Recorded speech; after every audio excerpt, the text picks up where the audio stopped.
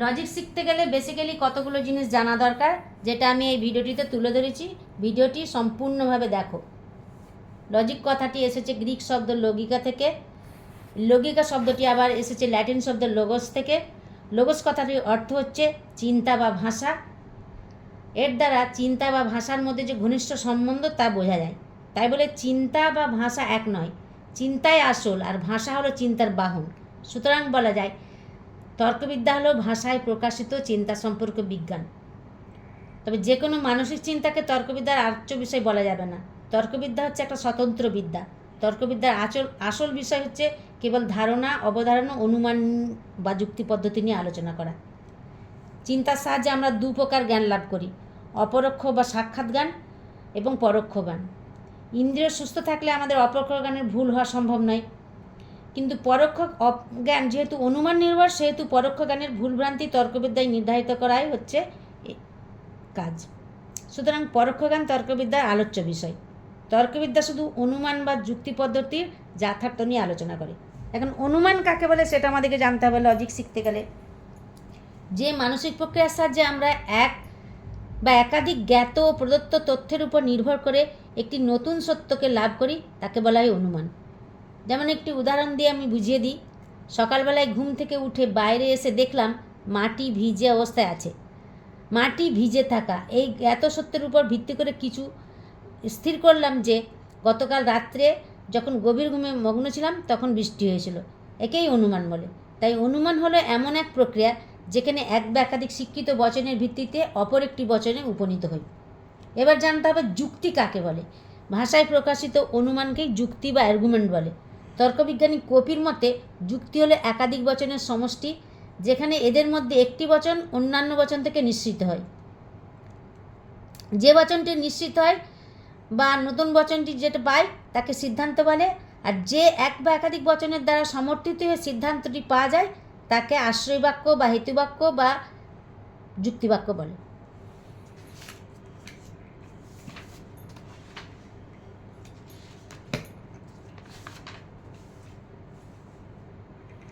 যুক্তির পর এবার আমাদের বচন কাকে বলে এটা জানতে হবে। বচন হলো দুটি পদের সমষ্টি। দুটি পদের সম্বন্ধের স্বীকৃতি বা অস্বীকৃতিকেই বচন বলে। দুটো পদের মধ্যে সম্বন্ধ নির্দেশ করাই বচনের কাজ। প্রত্যেক বচনের তিনটে অংশ থাকে: উদ্দেশ্য, সংযোজক, বিধেয়। যে পদ সম্পর্কে বচনে কিছু বলা হয় তাকে উদ্দেশ্য বলে। উদ্দেশ্য সম্পর্কে যে বিষয়টি বলা হয় তাকে বিধেয় পদ বলে। আর বিধেয় উদ্দেশ্যের সাথে যে শব্দের দ্বারা যুক্ত করা হয় তাকে সংযোজক বলে। যেমন রাম হয় একজন মানুষ, এখানে রাম উদ্দেশ্য, একজন মানুষ বিধেয়, আর হয় এই পদটির দ্বারা এই পদটি উদ্দেশ্য বিধেয়ের মধ্যে সম্বন্ধ স্থাপন করেছে, একেই সংযোজক বলে। আর এই সংযোজককে সর্বদাই হওয়া ক্রিয়ার বর্তমানকালে রূপ হতে হবে। আর সংযোজক সরর্থক বা নঙর্থক দুরকমই হতে পারে।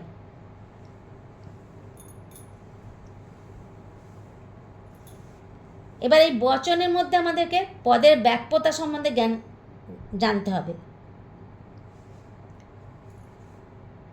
পদের ব্যাপ্যতা কাকে বলে জানা দরকার, নাহলে আমরা যুক্তি শিখতে পারবো না। একটি পদের সম্পূর্ণ ব্যক্তত্বকে নেওয়া হলে সেই পদটি ব্যাপ্য হবে, অপরপক্ষে আংশিক ব্যক্তত্বকে নেওয়া হলে পদটি অব্যাপ্য হবে। যেমন সকল মানুষ হয় মরণশীল, এটা একটি এ বচন। এখানে মানুষ পদটি ব্যাপ্য হয়েছে। সকল শব্দটি দ্বারা মানুষ পদটি স্পষ্টতই বোঝাচ্ছে সকল মানুষকেই বোঝানো হয়েছে, তাই এই মানুষ পদটি এখানে ব্যাপ্য। কিন্তু মরণশীল পদটি অব্যাপ্য, কারণ মরণশীল শুধু মানুষ ছাড়াও কুকুর, বিড়াল, অন্যান্য প্রাণীদের ক্ষেত্রে প্রযোজ্য, তাই মানুষ পদটি এখানে ব্যাপ্য হয়নি। তাহলে এই বচনে তাহলে উদ্দেশ্য পদ ব্যাপ্য।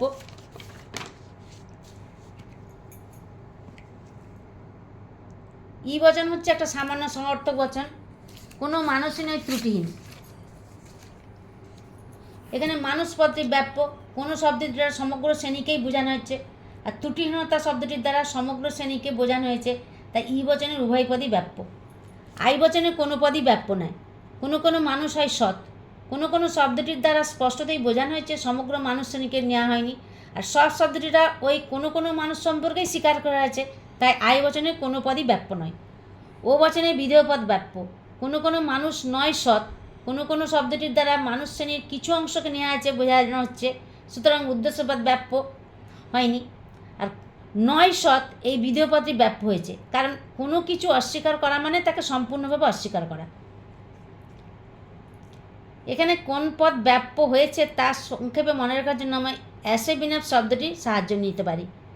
এ বচনে এস অর্থাৎ সাবজেক্ট ব্যাপ্য, ই বচনে বি দ্বারা বোথ উভয় পদই ব্যাপ্য, আই বচনে এন দ্বারা নান কোনো পদই ব্যাপ্য নয়, ও বচনে পি অর্থাৎ প্রেডিকেট পদ বিধেয় পদ ব্যাপ্য। এখন কতগুলো বাক্যকে আমরা বচনে রূপান্তর করে দেখিয়ে দিচ্ছি।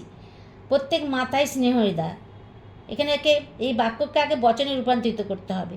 সকল মাতাই হন স্নেহহৃদা, উদ্দেশ্যপদ ব্যাপ্য।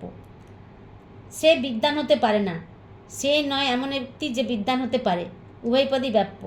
অধিকাংশ ছাত্র ইংরেজিতে ফেল হয়, কোনো কোনো ছাত্র হয় এমন যে ইংরেজিতে ফেল, কোনো পদই ব্যাপ্য নয়। যা চকচক করে তা সোনা নয়, কোনো কোনো চকচকে জিনিস নয় সোনা, এখানে বিধেয় পদ ব্যাপ্য। ভিডিওটি দেখো আর সাবস্ক্রাইব করো, আমি আরও লজিক সম্বন্ধে আলোচনা করব, তাহলে লজিক অনেক শিখতে পারবে।